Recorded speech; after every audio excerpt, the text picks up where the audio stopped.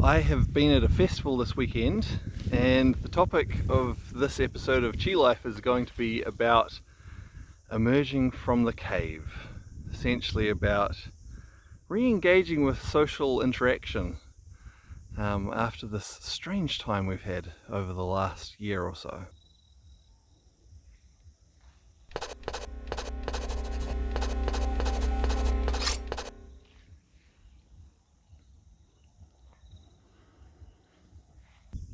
So as I mentioned, I've been at a festival over the weekend, and I've actually just stepped away from the main area out into this nice little spot away from everything so that I can record this vlog without too many interruptions or distractions or other noises or anything like that. The festival I've been at is called Earthbeat. We have a lot of these kind of festivals in New Zealand, particularly it's generally during the late summertime, and it's the kind of thing that often I would be teaching a workshop at, at some of these, teaching about Qigong, but not this time. With all of the things that have been going on, I didn't know if I'd be at this festival at all, but kind of at the last moment I decided, hey, I'm just going to go along. I'm not going to be teaching anything. I'm just going to go along and be at the festival, experience some of the things there, and interact with other people. For me, that was a really big part of it, because this last year has been quite unusual for lots of people around the world, and I think it's important to remember that for different people in different parts of the world, their experience of this has been very different. But for a lot of people, it has meant at least periods of isolation, and some of them quite long. I know of some people who have been in isolation for the whole year, since February last year, and I really feel for those people. For others of us, it has meant shorter periods of isolation and then periods of maybe more normal interaction. I'm in New Zealand, of course, and here we've had some pretty strict isolation at times, but then there have been periods where we've been able to do things quite normally, and so a lot of people have had relatively normal social interaction during those times.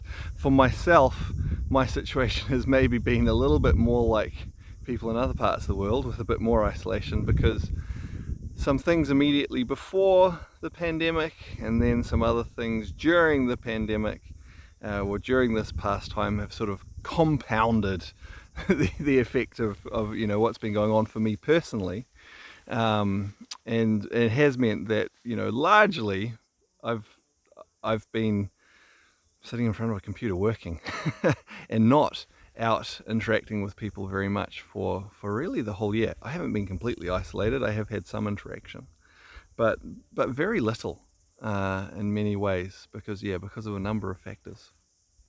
So when I saw some last minute marketing for this particular festival, I decided I would just go. I still had too much work to do, so what I've done, it's a 5-day festival, and what I ended up doing was I came for the first night, and then I had to drive back into the city to do work for a couple of days, and then I came out for the last night and day. So I at least came for some of it, because that social interaction is actually really important.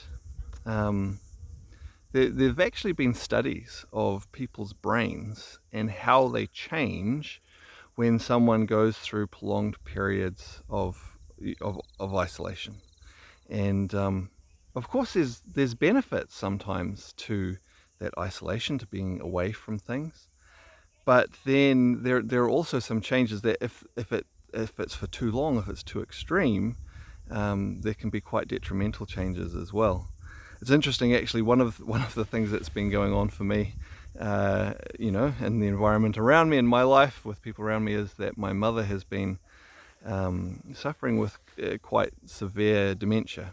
And it's interesting, one of the things that the experts say about this, one of the ways that you can slow that cognitive decline is through making sure that you have plenty of social interaction, because social interaction is actually quite complex.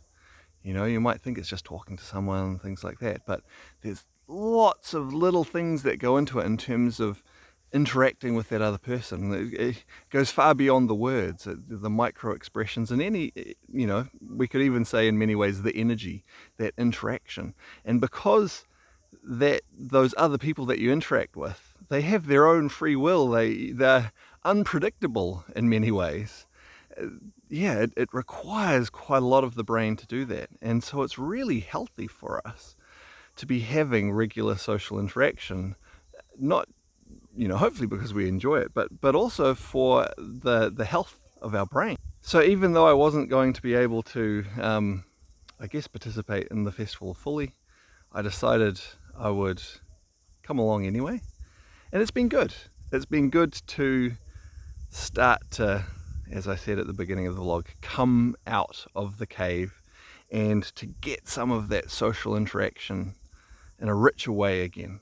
Of course, throughout this crazy last year, a lot of us have spent a lot of time on Zoom, and using the internet, and that's great. We can have some good interactions through that, and I'm sure a lot of people will continue to use it well after it's not required in the same extent, because it can be a great tool. It allows us to connect to people all over the world, great tool for learning and so on. Of course, use Zoom a lot in the Qigong courses that I teach as a way to interact with people.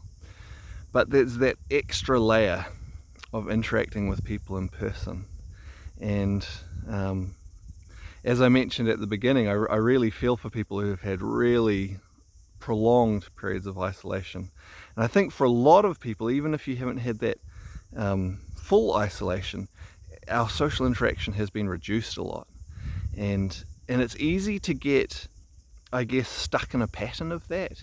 Once you've retreated into your cave, you get used to being more isolated. You get used to just not going out and interacting with other people. And because interacting with other people takes effort. It's easy to maybe stay there, to get into a habit of that. And certainly for myself, I've recognized that I've had too much isolation lately. And, I really needed to get out and interact with some other people. So I'm hoping that for me, in terms of my habits, that this will be a start of, of having more interaction with different people in a live setting.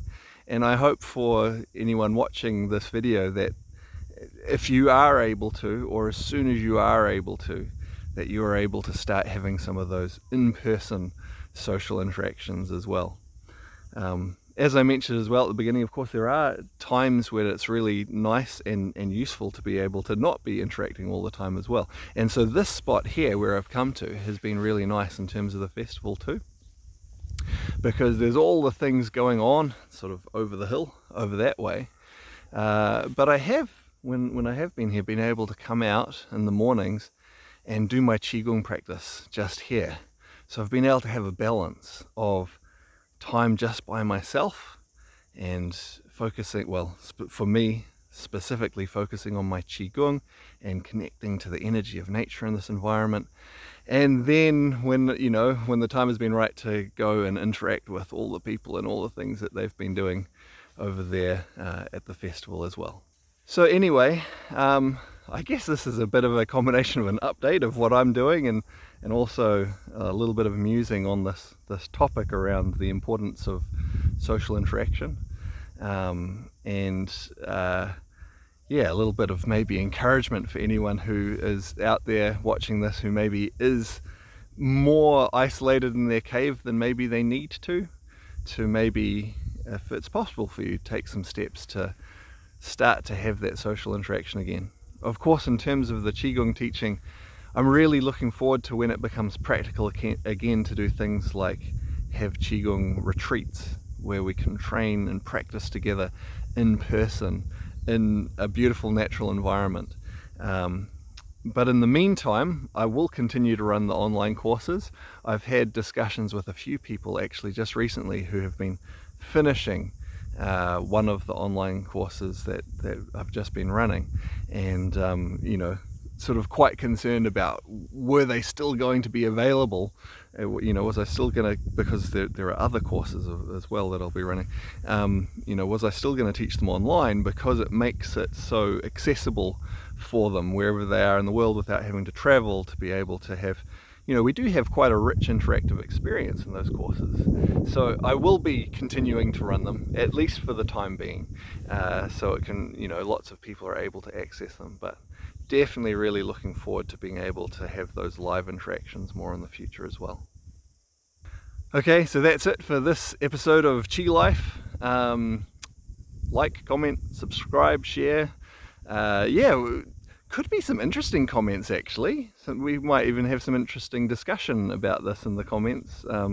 Maybe what your experience has been with the different lockdowns, and how it's impacted you, and maybe your experience with re-engaging with more social interaction. But yeah, I look forward to seeing you on the next one.